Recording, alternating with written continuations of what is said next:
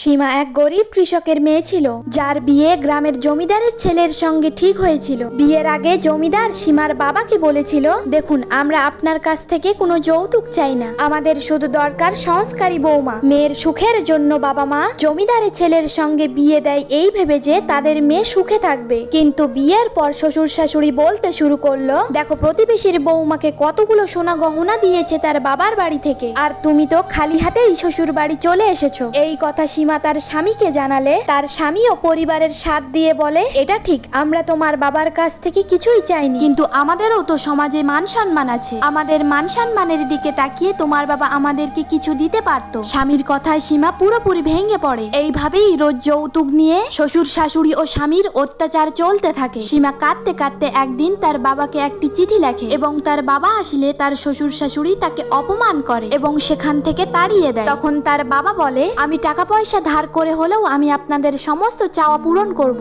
তখন সীমা কাঁদতে কাঁদতে তার বাবাকে বলে, বাবা, তোমার এসব কিছু দেওয়ার কোনো দরকার নেই। কিছুদিন পর সীমা জানতে পারে তার বাবা তাদের বাড়ি বিক্রি করে দিচ্ছে। তখন সীমা তার বাবার উদ্দেশ্যে আরো একটি চিঠি লিখলো, বাবা, আমি তোমাকে অনেক ভালোবাসি, বেঁচে থাকতে আমি তোমার কষ্ট দেখতে পারবো না, তুমি ভালো থেকো বাবা। এই বলে সীমা নিজেকে শেষ করে দেয়। বন্ধুরা, সমাজে এমন অনেক মেয়ে আছে যারা যৌতুক জ্বালায় নিজেকে শেষ করে দেয়।